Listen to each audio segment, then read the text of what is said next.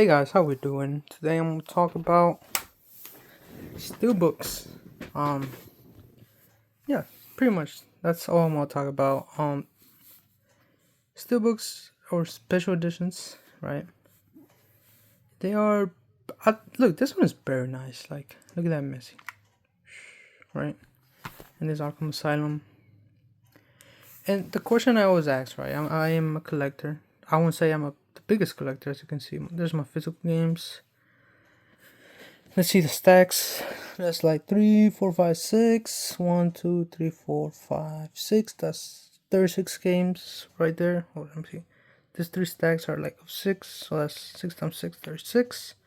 The other one's probably around 40 games, right? Around there. So I'm not the biggest collector, and I don't really plan to be, because I feel like I want to play my games, right? Coming back to steelbooks though. Steelbooks, I do think it's very hard, right, to know when to buy them or special editions, because I feel like for FIFA games, steelbooks is better to buy after they don't. I think they don't even do them no more. You know, I have FC 26 physical edition. They don't do them anymore. But FIFA's it's probably better to do it after, because FIFA. I mean, there's not much that can be retained, right? There's not. It's not like Resident Evil games where it has its own story, right? And it's tied. That game is tied. Like let's say, right, I have Resident Evil 4 right here, right? So this Resident Evil 4, it has its own story, right? And it's tied to that story. So even if it's an old game, if let's say I had a steelbook for this, it still be worth a lot because it's tied to a story. It's only available on that game. But if we look at FIFA, for example, the story is not tied to it, right? So not much. It's just soccer, right? No, FC 25, FIFA Soccer 13 is soccer at the end of the day, or football, however you want to call it. So it doesn't change much. So this I got it for $11, which I found it was such a good bargain. I was like, I'm gonna get it, right. And I am trying to collect FIFA games because I just grew up on them. So just mostly collecting them more than anything. Yeah, mostly just collecting them. And this was $20. This one right here was $20. I think the reason why these are so cheap is because they are on PlayStation 3 era. Which right now, if you want to collect, right, and the best budget is the PlayStation 3 era, because this era, it's the first retro console right now. It's the first one that became a retro console.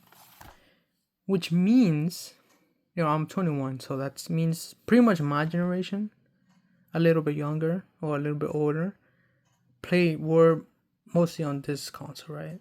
And most of them, they're not buying a PS3. They're not buying no PS3s. I mean, of course, there's some of us like me, but most of them are not buying PS3s. Again, PS5s and the newest game, newest COD, newest soccer game, newest whatever, right? So no one is having nostalgia for it yet. Now down the line, you might have more nostalgia, right? I think it relates a lot, right? Like I imagine, right? I haven't done research or anything, but I imagine like Nintendo 64 when new consoles came out, people were like, this has higher graphics resolution, right? Those games are gonna be cheap, right? Because no one is wanting those games, right? So if you want to collect special editions, I mean, maybe make a profit. Like, I'm just guessing right here. At the end of the day, this is mostly guessing, right? You could say it's an investment. I'm not really calling it an investment because, I actually love this. I love FIFA and I love Batman. Like, it's just something I don't mind paying for it. Like, even if this goes down, let's say, maybe I'm wrong, right? It doesn't go up in price. I would think it would go up in price just by the logic I said, right? Most of my generation are not nostalgic yet.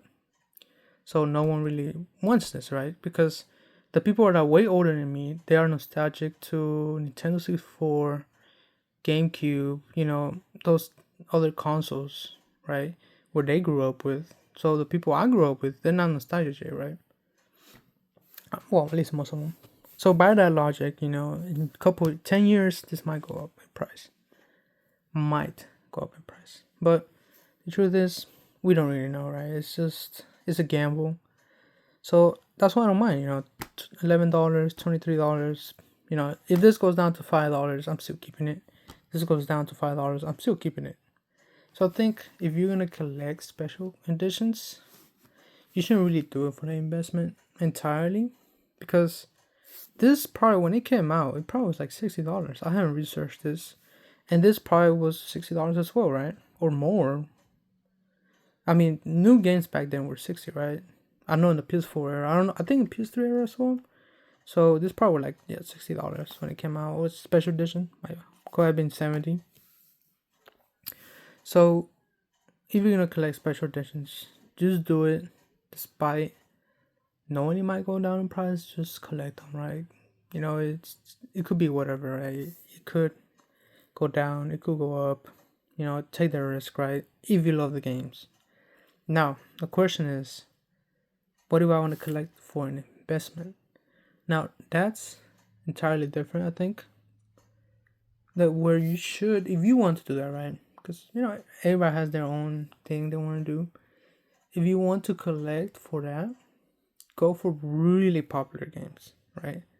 Resident Evil, right? Resident Evil special editions, get them as quickly as possible as you can, because that's such a popular game, and you just know it's gonna go up in price, right?